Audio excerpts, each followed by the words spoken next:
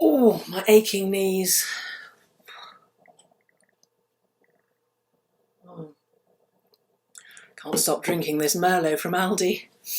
Good job I always buy 2 bottles. He's 61 today. I wonder if he's celebrating with his family. Though I'm not really sure he's still married. I haven't seen his ring in ages. Not that I see him that often, but he always used to wear his ring. He even left it here once. I saw it on the bedside table. I didn't tell him. He realised, though, and came tearing back for it. I thought I stood no chance with a guy like him, me being little and fat, but it's never seemed to bother him. I'm totally different to his wife.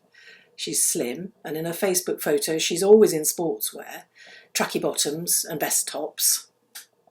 I like floaty floral skirts and pretty blouses. And I've always kept myself nice, matching bras and knickers from M&S.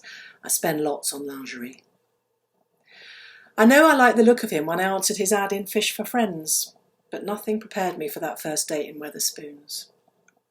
The shock when he stood up and said, "Bev," was electric. He was gorgeous. I suppose you'd call him a silver fox. And that waistcoat. Something about a man in a waistcoat. It only took until the 3rd date to sleep with him, though he'd got no intention of sleeping. I remember when he turned 50. I bought him a racing car experience and went with him. It was so lovely to be out together like a proper couple. We could have been married. He has to be careful with money, though. She, Jane, keeps him on a very short rein, gives him pocket money, checks his receipts. When he comes to mine and we have a bottle or 2 of vino, I buy it. I don't mind. I'd never treat my husband like that. I'd keep him happy in and out of the bedroom. Not that we confined ourselves to the bedroom. We did it everywhere, inside, outside, in my lady's chamber. He liked dressing up. He had a policeman's helmet, security guard's uniform, even a workman's cap. I had to join in, so I bought myself a nurse's uniform and a teacher's mortarboard and gown. I already had the cane. That brought him up short, I can tell you. I did my best to keep him happy.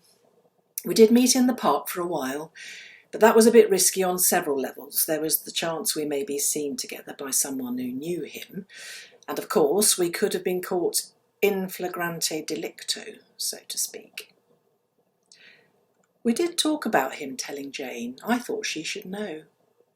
I tried subtle ways like spraying my perfume on his shirt when he was asleep and leaving a lipstick in his car. He could have moved in with me. I'd have loved that, but he wouldn't commit. He'd bought his dream house with Jane and was terrified of losing everything. He was convinced she'd take him to the cleaners. I would have supported us both, though.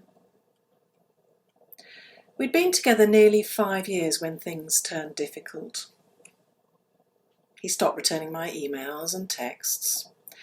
I was staying in more and more, not wanting to miss him if he called. When he finally got in touch, saying he'd come over that weekend, I was elated. Treated myself to a new set of black lingerie, bought the Prosecco and waited. But he didn't come.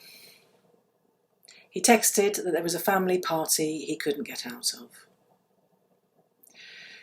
If he'd kept his word and visited me, or even given me a ring, I'd have never done it. But he let me down again. So I decided enough was enough. It wasn't fair on Jane. I still checked her Facebook page regularly. I decided she had a right to know. I packed up all his toys, his Superman outfit, the whip, hats, lube, threw them all in a Tesco bag and rocked up at his house. I'd been before when his wife was away. We were nearly caught once by his daughter Pat when she dropped in to pick up her lunchbox. Anyway, I walked up the front path. I was shaking a bit, but I knocked on the door, and lo and behold, Pat answered. "Oh, I said. "Is your mother in?" She must have heard, because the next thing there she was, Jane, the woman I'd envied from afar, the woman whose bed I had been in, the woman who had what I wanted. "Hello, Jane," I said as her daughter walked back down the hall. "Hello, Jane. I'm really sorry to tell you that Dave's been having an affair." She went white. "It's over," I said, "but I felt you had a right to know." And I emptied the Tesco bag at her feet. That was 7 years ago. I've a new man in my life now, a more permanent fixture. He's bought me a ring, sapphire and diamond like Princess Di, although he goes shy on me when I talk about marriage. I stay at his mostly, but I've kept my little house as a bolt hole. I need my space. You do as you get older. Every so often, though, he arrives. Last time we were in lockdown. He wasn't wearing his ring. I did try not to touch him, but he had on a great check waistcoat and he knows exactly which buttons to press. It's not the same with Tony, my new fella. I know it's unfair on him, but I just can't help myself.